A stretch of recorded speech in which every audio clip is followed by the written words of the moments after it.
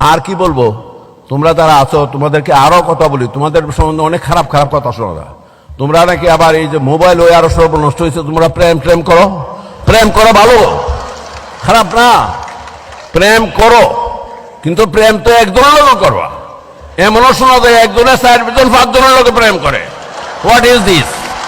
এটা তো ঠিক না। আমরা প্রেম করছি না করছি, কিন্তু একটা তো বিয়া তো করছি, একটা লাভ বিফোর ম্যারেজ ও লাভ আফটার ম্যারেজ একটা তো হয়েছে, কিন্তু এরপরও তো এই একটারে লই তো আছি। জানো কত বছর? 56 বছর যাবত চলছে। ঝগড়া ফেসাদ হয়, ঝগড়া ফেসাদ হয়, তোমার তর্কাতর্কি গুলমাল টুলমাল হয়ে যায়, কিন্তু এরপর তো কোন রকমের ধাক্কায় ধুকায় তো 56 বছর গেছি গা, এবং শেষ পর্যন্ত এটা লই তার লোক মরা রাখুন, তো আর তো চেঞ্জ করার কোনো সুযোগ নাই। তোমরা একটা লোকে প্রেম করে 15 দিন করে আবার আরেকটার লোকে করো, দিস শুড নট বি। এগুলি কিন্তু, এবং এর পরিণামও খুব ভয়াবহ হচ্ছে, এবং প্রায় এখন ডিভোর্স, এরকম মাননীয় প্রধান বিচারপতি এখানে আছে, এটা কি করতাম, ডিভোর্সের রেট অনেক বাইরে গেছে, ডিভোর্সের রেট অনেক বেশি হয়ে গেছে, এবং এইসব কারণে এগুলি বেশি হচ্ছে। এই ডিভোর্স রেটে তো আসলে লক্ষণ তো ভালো না, এবং ডিভোর্স এমন হয় যে একটা বাচ্চা হয়েছে এরপরও ডিভোর্স করে হচ্ছে। তাহলে এই বাচ্চাটার ভবিষ্যৎটা কি? জাতিকে আমরা কোন দিকে সামনের দিকে নিয়ে যাচ্ছি? এইগুলি হচ্ছে।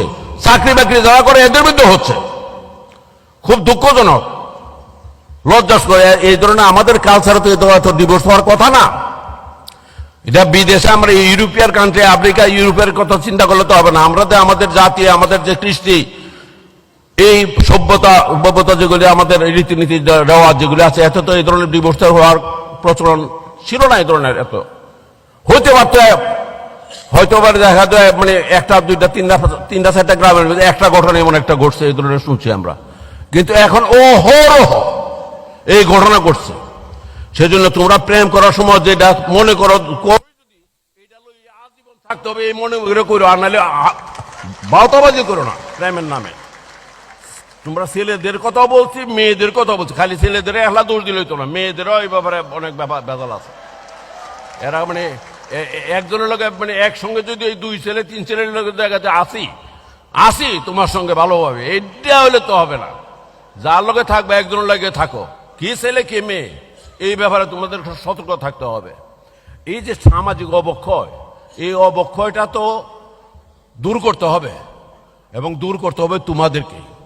এই সামাজিক অবক্ষয় দূর করার দায়িত্ব, নেতৃত্ব তোমাদেরকে নিতে হবে, তোমাদেরকে আগে আসতে হবে, এর বিরুদ্ধে নেগেটিভ কথাবার্তা বলতে হবে, এবং যারা এই ধরনের করে তাদেরকে মানে ঘৃণা করতে হবে, তাদেরকে অ্যাভয়েড করতে হবে। এই ব্যবস্থা না হলে কিন্তু আমাদের ভবিষ্যৎ আসলে ভালো হবে না। সুতরাং আমি আশা করি এই ব্যাপারে তোমরা উদ্যোগী হয়ে উদ্যোগী ভূমিকা তোমরা গ্রহণ করবে, এটাই আমি আশা করি।